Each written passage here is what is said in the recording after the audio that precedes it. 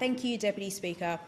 Now, I rise to speak on the Australia's Foreign Relations State and Territory Arrangements Amendment Bill 2026. And at its core, this bill is about something that is both incredibly important and increasingly complex. It is how Australia engages with the rest of the world. Australia's international relationships are not conducted only in Canberra, but they are built in our universities and research institutions. They're built through trade and investment, and they're built through cultural exchanges, sporting relationships and education. They are built by local governments, state governments and public universities working with partners overseas. And they are built every day by Australians themselves. And that is particularly true in a place like Barton. When I think about my electorate, I don't see international relations as something that exists somewhere far away from the people I represent. I see it in Hurstville, I see it in Kingsgrove, Roselands, Bexley and Rockdale. I see it in the businesses that trade with people from overseas. I see it in students whose families have come from every corner of the world. And I see it in the community organisations celebrating Lunar New Year, Diwali, Eid, Christmas and cultural festivals from across the globe. And I see it in the countless families in Barton whose connections extend across borders. Our multiculturalism is one of Australia's greatest strengths. It's a strength economically, it's a strength socially, and it's a strength diplomatically. The relationships Australians maintain with their countries of heritage can help build understanding and connection between Australia and the wider world. And for me, this is not an academic suggestion. I grew up in a multicultural community in southern Sydney. I grew up around my Sri Lankan family, a Maltese and Italian family, and many others. And I know what it means to have family connections that stretch across countries and cultures. And I know that those connections do not weaken our Australian identity, they strengthen it. That is why when we talk about foreign engagement, we should be careful not to confuse openness with naivety. Australia should be open to the world. But we should also be clear-eyed about our national interest. We should also welcome international partnerships that create jobs, support research, strengthen our communities and expand opportunity. And at the same time, we need appropriate safeguards where an arrangement could create risks to Australia's foreign relations, security or our broader national interest. And that balance is what this bill is about. We are living through a period of significant global challenge and contest, and the international environment is more complex than it was when the Foreign Arrangement Scheme was introduced in 2020. Strategic competition has intensified, technology has changed the way countries and institutions interact, and economic relationships can have become strategic consequences. Universities and research institutions operate across borders, and governments at every level increasingly engage internationally. In that environment, we need a framework that is capable of recognising both the opportunities and the risks. The Foreign Arrangement Scheme was introduced in 2020 to provide visibility and oversight of arrangements entered into by state and territory governments, local governments and public universities with foreign entities. The purpose was straightforward. Australia can have many governments and many institutions engaging internationally, but we must have one coherent national foreign policy. And that's an important principle. And it's a principle that has become particularly relevant over the recent years. When an Australian state or territory government enters into an arrangement with a foreign government, it can have implications that extend well beyond that state or territory. And that is why there needs to be a national framework. It is not about preventing states, territories or local governments from engaging internationally. It's about making sure that engagement happens consistently with Australia's national interest. Indeed, this is where I think the reforms before us get that balance right. The government commissioned an independent review of the Foreign Arrangement Scheme in 2024, led by Rosemary Huxtable, AOPSM, and the review consulted widely across federal, state, territory and local governments, as well as Australian universities. And that conclusion was not that the scheme was fundamentally broken, quite opposite, Deputy Speaker. The review found that the scheme was working, but that it could be improved. It needed to better target genuine risks, it needed clearer definitions, it needed to reduce unnecessary complexity, and it needed to make compliance more proportionate. And the government accepted all 23 recommendations of the review, either in full or in principle. This bill implements those recommendations that require legislative change, and that is good policy making. We should not legislate simply for the sake of legislating. We should listen, we should understand those reviews, we should identify what is working and what is not. And then we should improve the system.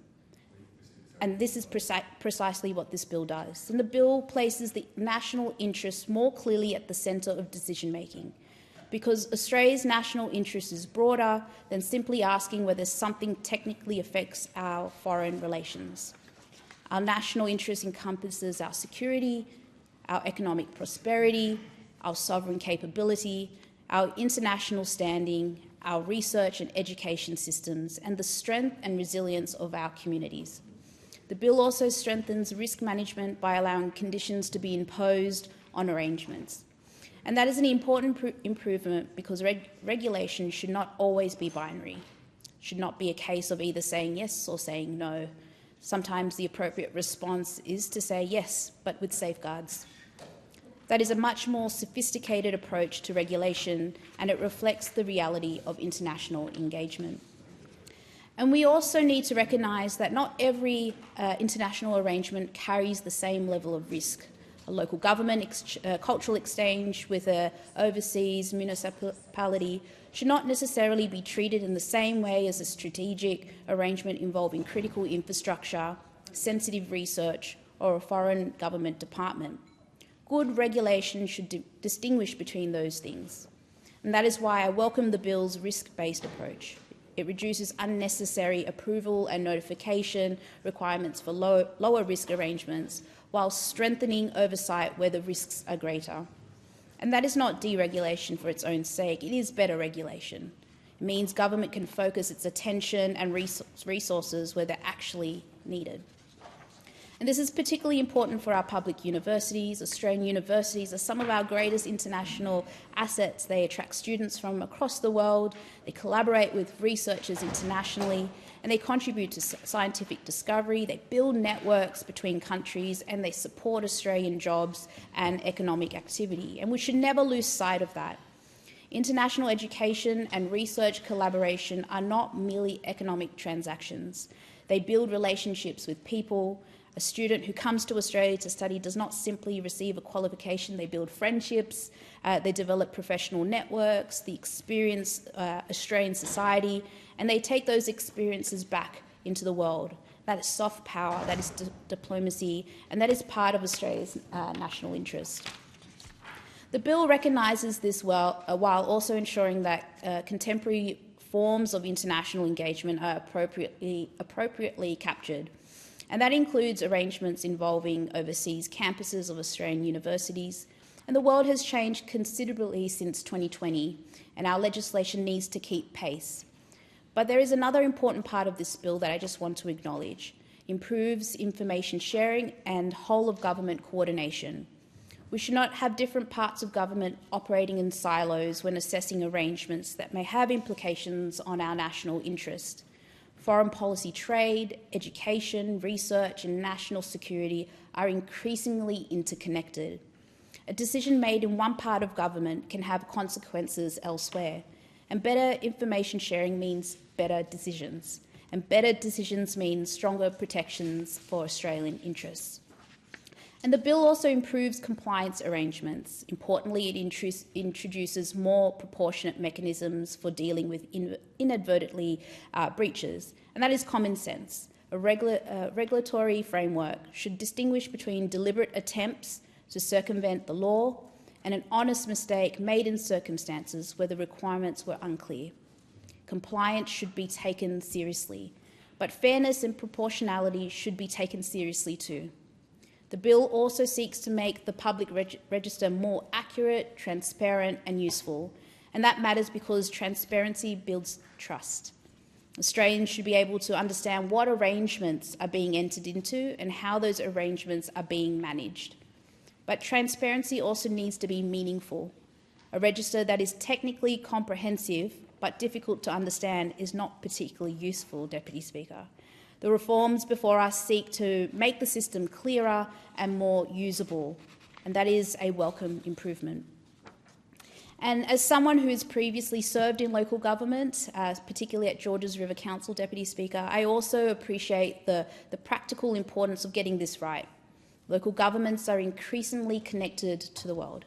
Councils engage in sister city relationships, they participate in international cultural and economic exchanges, they host delegations, they support multicultural communities, and they build relationships that can create opportunities for local businesses, students, and community organisations. And these activities can be incredibly valuable.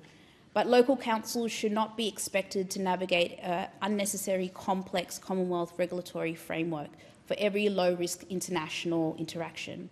And the answer is not to shut the door. The answer is to have clear rules about when the Commonwealth needs to be involved. That is the balance this bill seeks to achieve, and that balance is particularly relevant for my electorate of Barton. Now, my electorate is one of the most culturally diverse communities in Australia. People in Barton have family, cultural and educational and commercial connections across the globe. People in Barton, local businesses there, are part of international supply chains. Students participate in an education system that attracts people from around the world.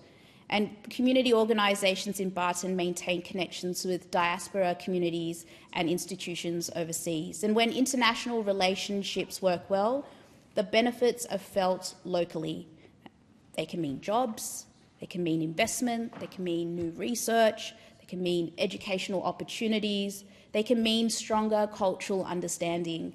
But when international engagement is poorly managed, the consequences can also be felt local.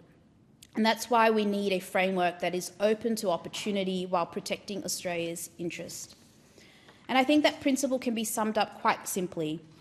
We should not build walls around Australia. We should build strong foundations for Australia's engagement with the world. That means being confident in who we are. It means understanding that multiculturalism is Australia's strength. It means welcoming international students and researchers. It means supporting Australian businesses to engage with the global market. It means maintaining strong relationships with our partners. And it also means having the national safeguards necessary to protect Australia's sovereignty, security and foreign policy. And as the Foreign Minister, Senator Penny Wong, has said, Australia's international partnerships are a source of real strength. And I really agree with that. But partnerships are strongest when they are built on clarity, trust, and an understanding of each other's interests. And this bill gives us a clearer framework for achieving that. It modernises the foreign arrangement scheme, places the national interests at the centre, it strengthens risk management, improves coordination, it captures contemporary forms of international engagement, and more importantly, it reduces unnecessary administrative burden for lower risk arrangements. And that is sensible reform, Deputy Speaker. It recognises that Australia's international engagement is not something to be feared, it is something to be managed wisely. And as the member for Barton, I represent, as I said, a very diverse community, a community that knows better than most of Australia as part of a much bigger world. Our diversity is evidence of that, our families are evidence of that, our businesses are evidence of that, our universities are evidence of that, and our future is definitely that too. And we should remain open to the world. But being open does not mean being careless. Being confident does not mean being complacent, and protecting our national interest does not mean turning our back on international cooperation. The challenge for governments is to hold those things together, and that is what responsible government does. This bill strikes that balance. And it keeps Australia open to international engagement while ensuring that the engagement is consistent with our national interest. It strengthens the safeguards where the risks are real while removing unnecessary barriers where the risks are low. And it ensures that as the international environment becomes more complex, Australia's framework for foreign arrangements remains fit for purpose. For those reasons, I support this bill.